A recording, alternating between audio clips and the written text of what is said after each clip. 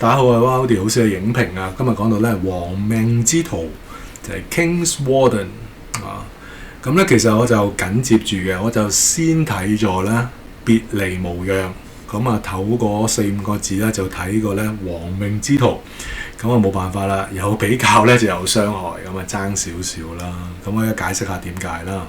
咁呢套電影咧導演咧就係張恆俊，冇搞錯嘅話，咁編劇咧就係青年警察嘅黃成九啊，咁兩個啊拍住相嘅，咁同埋咧卡士係唔錯嘅，卡士咧就有柳海珍，咁啊演技保證啦，同埋弱美男英雄啦，冇得咁鬼面善啦嚇，林志芬啊，佢個樣時喺度喊樣嘅，佢依家都有少少係咁樣。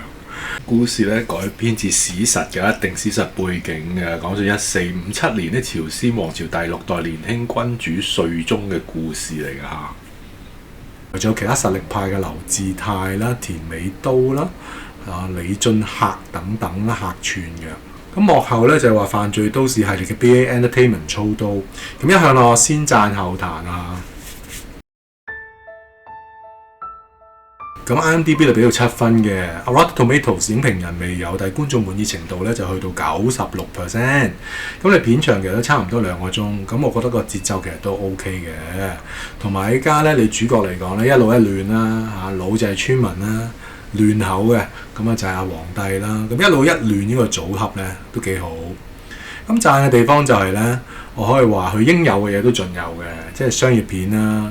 頭2/3有笑料啦，慢慢又有宮廷鬥爭啦，有啲戰爭場面啦等等，咁啊應有盡有，咁都好唔錯。咁我可以話唔會悶嘅。咁個畫面咧都有韓國一啲嘅復古風啊、古裝片應有嘅風景啊等等都 OK 嘅。另一方面要讚咧就係柳海珍呢啲韓式喜劇節奏咧，其實我覺得都 OK 啦。嗰啲韓式呢啲嘅事都係咁樣，你見佢出盡力嘅嚇，九牛二虎之力咧想搞笑，咁都有個喜感嘅。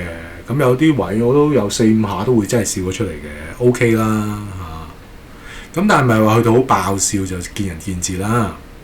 咁啊同埋後生仔朴智訓嗰個嘅火花咧，我自己覺得都唔錯嘅，可以話一老一嫩啦，一個老練一個清潔咧，呢種化學作用幾好嘅。我喺度諗緊係咪好似即係韓版嘅 Rain Man 咁樣添？咁但係睇落都唔係嘅。但係開頭我就估計係咪咁樣咯？其實都唔係似 Rain Man 嘅。同埋頭先我講咗㗎啦，咁我卡士其實都唔錯嘅嚇，有新舊演員都有啦，共聚一爐嚇。咁好啦，去到少少彈位係咩咧？即係我自己大概可以俾到6至7分度嚇，咁大概 IMDB 係7分啊嘛，咁我就6至7，因為尤其是咧你珠玉在前一對比咗個別離無恙嘅時候咧，咁依家佢想撩你喊咧，其實撩唔到，我覺得唔得。隔離有個女士喊嘅，咁但係我就唔得喎，係咯，唔得咯。第一個原因就係咧，可能係太重 Netflix 嘅味道。點解咁講咧？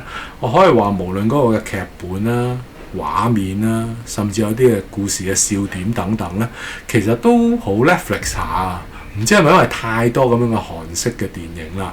咁我離開戲院嘅時候咧，都有2個女士話：哇！啲韓片時都係咁噶啦，好多都係咁啊！咁又係喎，其實咁我覺得係爭啲，我就唔係好明白咧點解而家韓國嗰個大熱嘅一套電影，但係 anyway 啦，可能係靚仔啦，個故事都有笑有淚咁 OK 啦。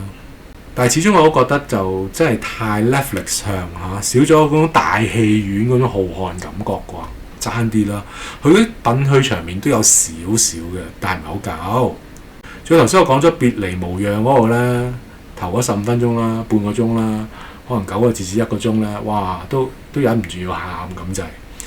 咁但係依家咧，佢最後想撩你喊嗰啲就唔得啦，唔得啦，係啦。因為可能一路估到啦，原來嗰個公式就係太公式啦。頭先都講咗啦，因為太多韓片係咁嘅時候咧，咁就將個劇力就減半㗎啦。最後要彈就係咩咧？佢開個格局咧，本身可能頭嗰2/3都好多笑料夾雜嘅，盡量輕鬆一啲咁樣嘅，搞笑一啲。但後面1/3咧就慢慢想認真啊。咁隨住劇情都明白點解要認真嘅。咁但係可能我覺得會變得有啲吃力不討好嘅，有啲。以至到咧，我又唔係去到最投入，因為笑又唔係去到最爆笑，我都有笑嘅。但係你話去到最後宮廷鬥爭也好，即係入白熱化都好咧，係咪去到好緊張刺激咧？又唔係去到嗰個位，都緊張都刺激，但係又唔係去到好緊張刺激啦。所以俾我嚟講咧，就較為平淡或者較普通。所以點解我話似 Netflix 就咁解啦？可能嗰個嘅嗰啲反轉位咧都唔係太夠啊，有嘅，但係唔係好夠咯。咁呢個普普通通咯。所以你話可以值得入場一看嘅，但係咪話精彩絕倫咧？我都係覺得普通啫。可能你講我冇階級啊、平等啊，都係個命運使然嘅啫。咁我覺得又唔係去到好感人啦，呢位。只可以話呢個《亡命之徒》咧，佢係一個乜都有嘅商業古裝片咯。咁演員都係出盡10成功力㗎啦。咁你輕輕鬆鬆有下動作，有下笑位，其實都 OK 嘅。但係如果你要求到咧，即係嗰種拳鬥啊、深度可能去到《首爾之春》咧，就冇乜可能啦。咁當然《首爾之春》有一啲笑料都冇啦。其實兩套就唔係咁嘅路線嚟嘅。不過我就想講到，如果深度嚟講，即係睇到即係隱隱作痛嗰種咧，我會企喺《首爾之春》嗰邊嘅。咁如果你喜歡呢個分享咧，請 like、share、subscribe。多謝各位，拜拜。